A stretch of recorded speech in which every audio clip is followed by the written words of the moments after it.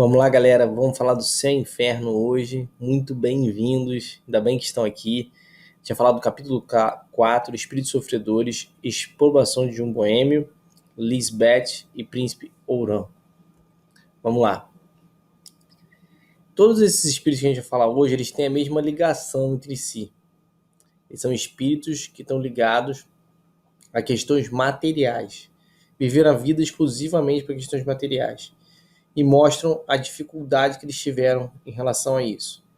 Em relação a esse boêmio, ele está super arrependido da vida que viveu. O guia espiritual dele ressalta isso, que isso fez toda a diferença na vida espiritual dele e que ele viveu pelo prazer, né? Por ficar nas festas e tal. E aí ele vai contando as dificuldades que ele vai tendo no plano espiritual, das dores, da não ligação e assim, nitidamente o mentor dele fala que ele está muito arrependido. Vamos ver aqui uma fala dele. Quem sacrifica aos instintos brutos a inteligência e os bons sentimentos que Deus lhe dá, assemelha-se ao animal que muitas vezes se maltrata. O homem deve utilizar-se sobriamente dos bens que é depositaram, habituando-se a visar a eternidade que o espera, abrindo mão, por consequência, dos gozos materiais. A sua alimentação deve ser exclusiva a fim da vitalidade. O luxo deve apenas restringir-se à necessidade de sua posição. Os gastos, os pendores, mesmo os mais naturais, devem obedecer ao mais são raciocínio, sem que ele se materializa em vez de se purificar. As paixões humanas são estreitos grilhões que se enroscam na carne. Assim, não lhe deis abrigo. Vós não sabeis o seu preço quando regressarem à pátria. As paixões humanas vos despendem antes mesmo de vos deixarem, de modo que chegardes nus, completamente nus, ante o Senhor. Cobri-vos de boas obras, que vos ajudem a franquear espaço entre vós e a eternidade. Manto brilhante, elas escondem as vossas torpezas humanas. Envolvei-vos na caridade e no amor, veste divina que duram eternamente.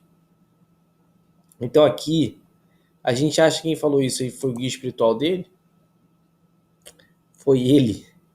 Ele, o espírito que se arrependeu. Parece uma frase de guia, né? Tipo, olha só, observa isso, né? Vê essa coisa de forma diferente, observa o que aconteceu, o que não aconteceu e tal. Mas não é. É de alguém que passou pelo sofrimento e que já viu a diferença que pode causar. Então a gente tem que ficar muito atento nisso. Vamos ver o próximo espírito. Lisbeth. Ela falou que ela viveu na Prússia 150 anos antes de Kardec, né? E ela era muito nobre, muito rica, vivia na opulência e tal.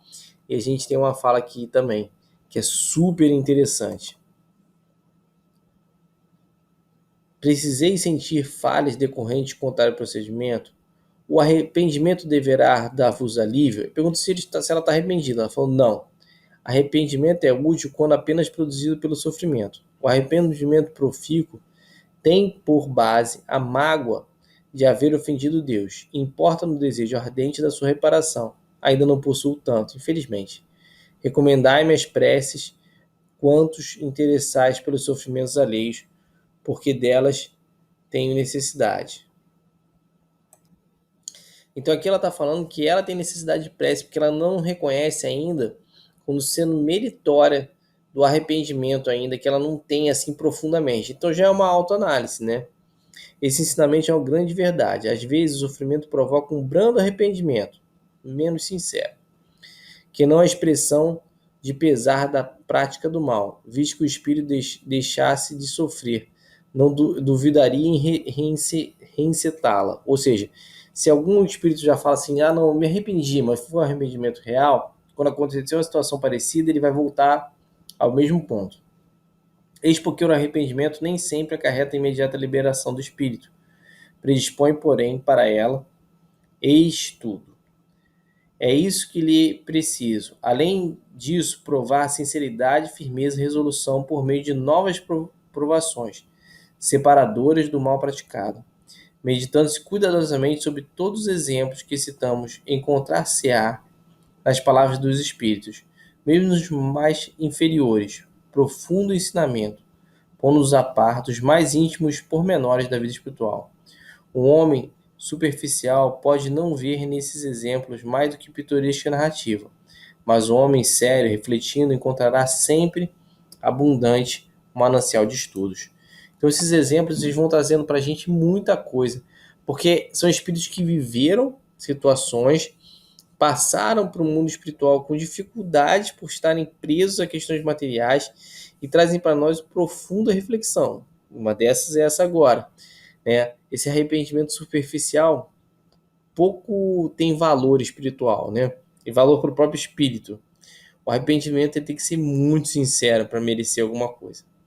Então a gente tem que ficar muito ligado nisso e pensar nisso para o futuro.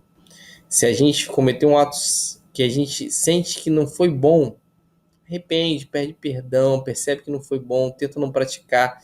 Isso é uma coisa muito mais profunda. Tenta reparar o que você fez. Aquele que se arrepende realmente, ele quer reparar o mal feito. E isso faz toda a diferença.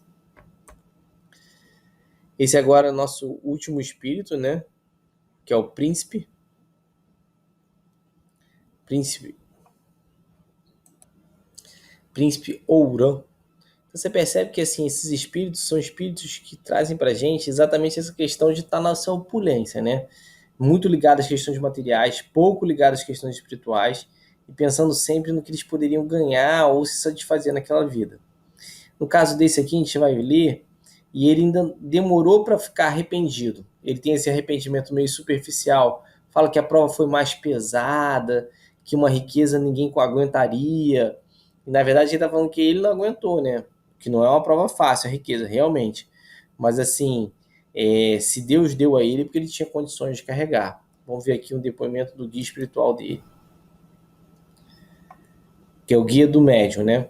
Concebes a dúvida sobre a identidade desse espírito, por vos aparecer sua linguagem em desacordo com o estado do sofrimento causado, acusando inferioridade.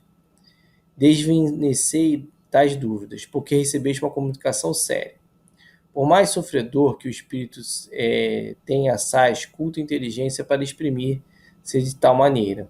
O que lhe faltava era apenas a humildade, sem a qual nenhum espírito pode chegar a Deus. Essa humildade conquistou agora, e nós esperamos que com a perseverança ele sairá triunfante da nova aprovação. Nosso Pai Celestial é justíssimo em sua sabedoria e leva em conta os esforços que a criatura para dominar os maus instintos. Cada vitória sobre vós mesmos é um degrau franqueado na escada que tem uma extremidade na terra e outro aos pés do juízo supremo.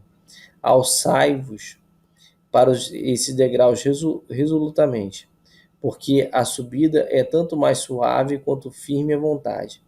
Olhai sempre para cima, a fim de encorajardes, porque ai daquele que se volta depressa ou atinge as vertigens, espanta-se do vácuo que o cerca, ele examina e diz: para que mais caminhar, se tão pouco tenho feito e tanto me falta? Não, meus amigos, não vos volteis. O orgulho está incorporado no homem.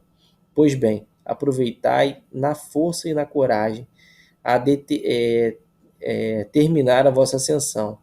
Empregai ainda a dominar as fraquezas e galgai o topo da montanha eterna. Nota que a gente está exatamente nesse ponto, né? Agora, vivendo a pandemia, você percebe quanto você é confrontado, né, com o seu orgulho. Não quero ser dessa forma, não, eu quero agir da forma que eu agia antes. Não pode mais, né? Por uma limitação agora da conjuntura, né? Mas que a gente possa aproveitar isso para ir galgando patamares espirituais maiores, né? Gerando humildade na gente, conseguindo combater nosso orgulho, nosso egoísmo, né? Para que a gente tenha tranquilidade de ascender mais e ficar melhor uns com os outros. Tudo bem? Vamos terminar com uma prece. Obrigado, Jesus. Obrigado a todos os bons espíritos que ajudam, amparam, protegem, auxiliam a cada um de nós. Que nos ajudem, nos amparem nesse momento da pandemia, nesse momento das questões do nosso planeta e do nosso Brasil. Que possamos estar, Senhor, hoje, agora e sempre, ajudando e amparando todos aqueles que estão próximos de nós. Obrigado, Luiz Sérgio. Obrigado a todos esses amigos queridos. Que assim possa ser. Graças a Deus.